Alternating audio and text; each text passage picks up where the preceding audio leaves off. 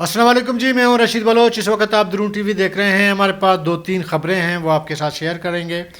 नवाब जंगेज़ ख़ान मरी ने वज़ीर आला बलूचिस्तान के हवाले से अपनी एक नाराज़गी का ज़बरदस्त इज़हार किया है।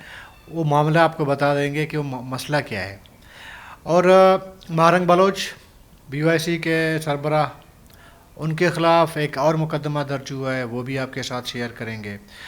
और एक अहम जो बात है मेरे ख़्याल में, वो ये है कि कोयटा से जो बच्चा अगवा हुआ है ना, 12 दिन गुजर गए और धरना जारी है।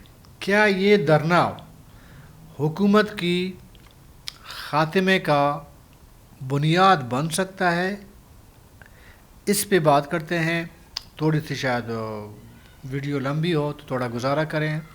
तो आगे बढ़ने से केवल आपने हमें सब्सक्राइब करना है, अपना फीडबैक देना है, घंटी का बटन दबाना है और वीडियो लाइक और शेयर करना है। सबसे पहले मेरे ख़्याल में डॉक्टर महारंग बलोच साहिबा की बात करते हैं।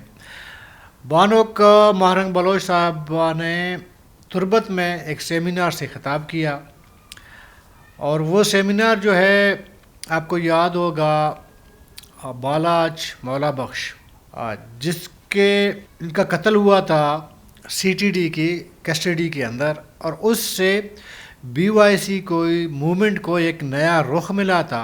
वो आप समझें कि उसका साल रोज या बरसी वो पूरा हुआ था। तो उस हवाले से कोई तुरबत केच में एक सेमिनार हुआ था, और सेमिनार किसी हाल में नहीं हुआ था, ओपन एक बाज़ार में समझे हुआ था। एक ओपन एक ग्राउंड टाइप, मतलब जलसा टाइप सेमिनार हुआ था। वहाँ पे बानोक महारंग बलोच साहिबा ने तकरीर की, और उसके साथ बाकियों ने भी तकरीर की। तो इसको बुनियाद बनाकर बलूचिस्तान हुकूमत ने महारंग बलोच साहिबा समेत कोई 15 के करीब BYC की जो लीडरशिप है उनके ख़िलाफ़ मुकदमा दर्ज किया है। और बानोक महारंग है, उनके ख़िलाफ़ ऑलरेडी इससे पहले मुकदमा दर्ज हैं मुख्तलिफ़ खुशदार में, कोयटा में, इधर उधर के। अच्छा, एक तो बानोक महारंग के अलावा सिबतुल्लाह शाहजी, बीबी नसीमा, मजीद शाह एडवोकेट और मजीद दश्ती, ये सर फहरिस्त है उनमें। अच्छा, सिबगतुल्लाह आपको पता है कि BYC के सरकर्दा रहनुमाओं में शामिल होता है, जबकि बीबी नसीमा जो है वो बालाच के सिस्टर है, उनकी बहन है। और मजीद जो है वो केच बार का जो है वो एसोसिएशन जो है उसके सदर हैं, और साथ में मजीद दश्ती, वो भी एडवोकेट हैं। हम मेहराब गिचकी एडवोकेट, ये हैं। इसके अलावा 15 लोग और भी हैं, उनके खिलाफ मुकदमा दर्ज किया है। तो सेमिनार पे तो कोई मुकदमा दर्ज नहीं होता। वैसे जनरली अगर देखा जाए, ज़ाहिर है कि हुकूमत का, बलूचिस्तान का मौजूदा जो हुकूमत है उसका BYC के साथ एक इख्तलाफ चल रहा है। हुकूमत जो है वो BYC या डॉक्टर महारंग बलोच साहिबा, वो उनको दहशतगर्द की सहूलत का और वगैरह इस तरह समझते हैं, और BYC समझती है कि मैं पाकिस्तान के कवानीन के हुदूद के अंदर एक पीसफुल पुरअमन एक एहतजाज हम कर रहे हैं, एक हमारी एक मूवमेंट है वो चल रही है। तो ये सिलसिला चल रहा है। हमने हमेशा एक गुजारिश की है, देखें, एक पुरअमन तहरीक को किसी पुरतशद्दुद तहरीक से जोड़ना बज़ात खुद लोगों को तशद्दुद की तरफ धकेलने के मुतरादिफ है मेरे ख़्याल में। इस वक्त बलूचिस्तान का जो सूरत हाल चल रहा है, उससे अगर कोई संजीदा हुकूमत होती ना, वो BYC जैसे तंजीमों के साथ डायलॉग, मामलात तय करने की कोशिश करती और मामलात को सॉफ्ट करने, नरम करने की कोशिश करती। लेकिन क्या किया जाए, इस हुकूमत का مرضی ہے، ڈنڈا اس کے ہاتھ میں ہے اور جہاں چاہے وہ مار سکتی ہے برحالی حکومت. اس پہ بڑا تبصرہ ہو سکتا ہے لمبا چوڑا، لیکن فی الحال اتنا ہی. پھر کبھی اس پہ بات ہو سکتی ہے، پہلے بھی کی ہے ہم نے.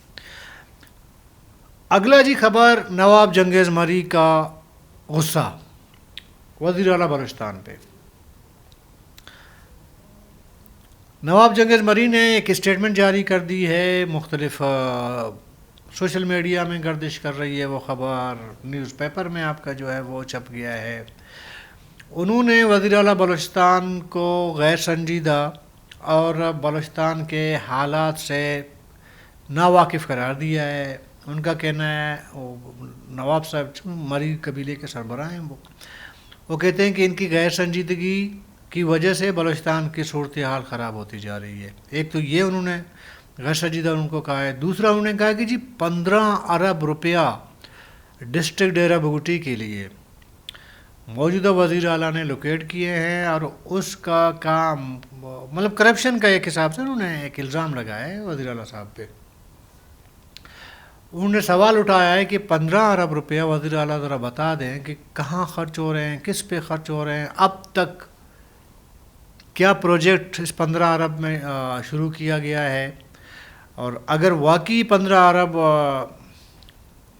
ڈیرہ بگٹی کے لیے لوکیٹ کیے گئے ہیں تو ڈیرہ بگٹی کو تو جنت بننا چاہیے. اس کے روڈ انفراسٹرکچر، ایجوکیشن، ہیلتھ وغیرہ. 15 ارب بہت بڑی رقم ہے یار. اگر وزیر اعلیٰ نے واقعی کیا ہے تو اس کا رزلٹ شاید 2-4 مہینوں میں، سال میں سامنے آ جائے.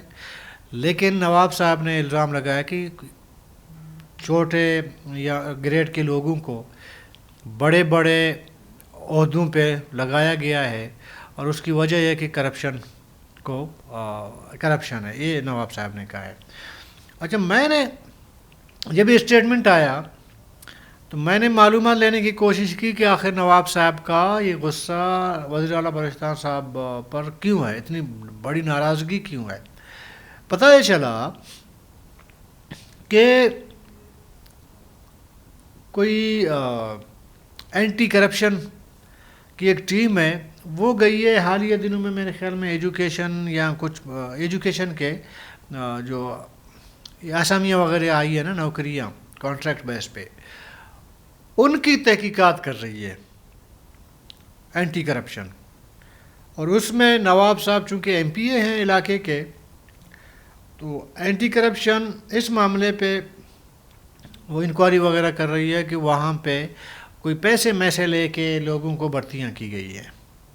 تو یہ اینٹی کرپشن کا وہاں پہ جانا اور انکوائری کرنا، یہ نواب جنگیز مری صاحب اس کو جو ہے اس پہ انہوں نے رد عمل دیا ہے کہ کرپشن تو ہر جگہ ہو رہی ہے، جہاں کرپشن ہو رہی ہے وہاں پہ اینٹی کرپشن نہیں جاتی. اور 2-4 پوسٹیں آئی ہیں، لوگ بھرتی ہوئی ہیں، اس پہ یا ہو رہے ہیں، اس پہ ظاہر ہے کہ ایک نواب مری پر ایک یوں سمجھیں کہ شک و شکوک و شبہات کا اظہار ہے حکومت کی جانب سے کہ جی آپ نے ٹھیک کام نہیں کیا ہے، آپ نے کرپشن کیا ہے، تو اس وجہ سے یہ اینٹی کرپشن کی ٹیم بھیجی گئی ہے.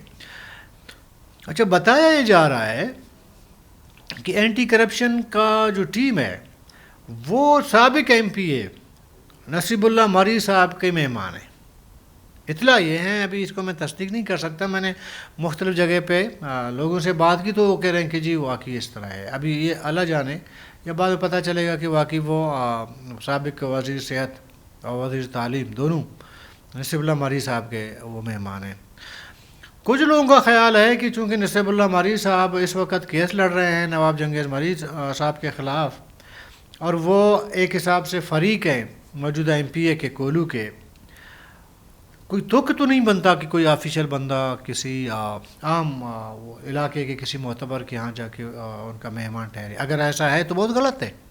اگر ہے تو اس پہ بھی ظاہر ہے کہ نواب جنگیز مری کو غصہ ہے کہ یار ایک تو ٹیم آپ نے کیوں بھیجی ہے، دوسرا ٹیم بھیجی ہے اور وہ میرے مخالف کے مہمان ہیں. یہ دو بڑی وجوہات ہیں ناراضگی کے.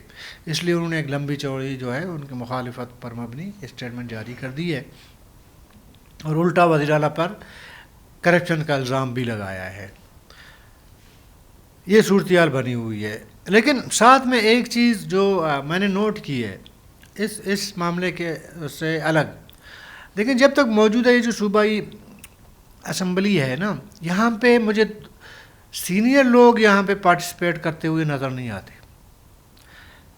نواب ثناء اللہ زیری پیپل پارٹی سے ہیں، اس حکومت کے بنانے میں ان کا بڑا کردار ہے. وہ آپ کو بلوچستان اسمبلی کے کسی بھی اجلاس میں نظر نہیں آئے گا، اب تک نہیں آئے.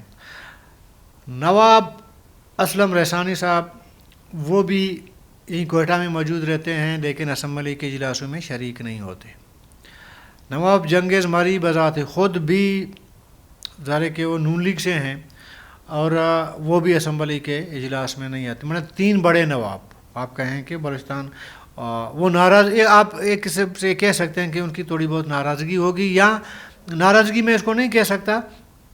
یہ شاید ہو سکتا ہے کہ وہ سمجھتے ہیں کہ جو اسمبلی میں لوگ بیٹھے ہیں اس کے کلیبر کے، ان کے کلیبر کے نہیں ہیں، مطلب نئے لوگ ہیں. کیونکہ آج کل جو ہے اسد بلوچ صاحب نے بھی اسمبلی کے اجلاس اٹینڈ کرنا چھوڑ دیے ہیں. اس کی وجہ یہ ہے کہ لاسٹ ٹائم آپ کو یاد ہوگا علی مدد جتک صاحب کہ ان کے اسد بلوچ صاحب کے ساتھ کلامی ہوئی تھی، بڑا مطلب ایک غیر سیاسی عمل ہوا تھا، غیر پارلیمانی. اس کے بعد وہ بھی فیڈ اپ ہیں تقریباً کسی حد تک، وہ بھی نہیں جاتے. تو یہ کہ ایک سوال ہے اسمبلی پر اگر سینئر لوگ نہیں جاتے. اس ٹائم جو سینئر لوگ ہیں ان میں سے صرف ڈاکٹر مالک بلوچ صاحب ہیں، وہ اسمبلی پراپر جا کے اٹینڈ کرتے ہیں اجلاس اور اس پہ اپنی رائے بھی دیتے ہیں. باقی سارے نئے لوگ ہیں، نئے چہرے ہیں، اچانک آئے ہیں اور وہ بات بھی نہیں کرتے اسمبلی کے اندر. آپ کو بہت کم لوگ ایسے ملیں گے جو اسمبلی کے اندر سوالوں کے جواب دیتے ہوں یا حکومت کا دفاع کرتے ہوں. یہ اب جو میں اہم آپ کے ساتھ بات شیئر کرنا چاہ رہا ہوں وہ ہے بچے کی اغوا اور عدم بازیابی. دیکھیں اس وقت کوئٹہ کی اگر صورتحال ہم دیکھیں، کوئٹہ کی صورتحال ٹریفک بالکل مفلوج ہو کے رہ گیا ہے. اگر آپ کو تھوڑے ہی فاصلے کے پر اگر آپ نے گاڑی پر جانا ہے نا، کوئٹہ کے شہر میں کہیں جانا ہے، تو آپ یہ ذہن میں رکھ لیں گھر سے نکلتے ہوئے آپ کو 1 گھنٹہ، جہاں آپ 5 منٹ میں پہنچ سکتے ہیں وہاں پہ 2 گھنٹے کا بالکل ذہن میں رکھ لیں. چونکہ جہاں پہ یہ دھرنا دیا گیا ہے بچے کی بازیابی کے حوالے سے، وہ ریڈ زون کے اندر ہے، اور مین جو شاہراہ ہیں جن کو کنیکٹ کرتا ہے کوئٹہ شہر کو، شاہراہ ہیں اس کے بالکل شہرک پر بیٹھے ہوئے ہیں. اس لیے پورا کوئٹہ کا جو ٹریفک ہے وہ درہم برہم ہو گیا. یہ ہو گیا انتظامی تھوڑا سا ٹریفک کی بات. دوسری طرف بچے کی عدم بازیابی حکومت کی ناکامی پر بھی ایک سوال اٹھاتی ہے کہ حکومت ناکام ہو چکا ہے. اور ساتھ ساتھ دیکھیں 12 دن گزر گئے، ابھی تو رات ہے، رات کے 10 بجے میں آپ سے بات کر رہا ہوں 26 نومبر کی. کل 27 نومبر کو 13 دن ہو جائیں گے اس دھرنے کو. اب تک گورنمنٹ آفیشلز یعنی کہ عوامی نمائندوں میں سے کسی نے جا کے اس چوک پہ مظاہرین یا جو دھرنے پہ بیٹھے ہوئے لوگ ہیں ان سے کوئی نہ مذاکرات کرنے کی کوشش کی ہے، نہ کوئی تسلی دینے کی کوشش کی ہے، نہ اس طرف رخ کیا ہے. اس سے بھی ایک حکومت کی غیر سنجیدگی کا اظہار ہے، ایک نشانی ہے. اب معاملہ یہ ہے، کیا یہ جو دھرنا بیٹھا ہوا ہے کوئٹہ کے شہرک پہ، شہر کے بالکل شہرک کے اوپر بیٹھا ہوا ہے، یہ کہیں نہ کہیں چونکہ کمزوریاں ظاہر کر رہی ہے، ایکسپوز کر رہی ہے موجودہ حکومت کی کمزوریوں کو. رفتہ رفتہ یہ حکومت کے لیے ایک خطرہ بھی بن سکتا ہے میری نظر میں. میں اپنا ابھی آپ کو تجزیہ دے رہا ہوں. پہلا اینٹ گرا دے گا حکومت کا، جو بلڈنگ کھڑی ہے نا، نیچے کا پہلا اینٹ تو یہ دھرنا جو ہے وہ گرا سکتا ہے. آثار ہمیں نظر آ رہے ہیں. وہ اس وقت ظاہر ہے کہ کل کے ہم اس کا اظہار نہیں کر سکتے. ایک ذمہ داری بھی ہم پر عائد ہوتی ہے کہ ہم ہر بات کو ظاہر ہے کہ پہلے جب میچیور نہ ہو ہم اس کا ظاہر ہے کہ شیئر نہیں کر سکتے. لیکن مجھے ذاتی طور پر ایسا لگ رہا ہے کہ کہیں نہ کہیں حکومت کا پہلا اینٹ اکڑ گیا ہے.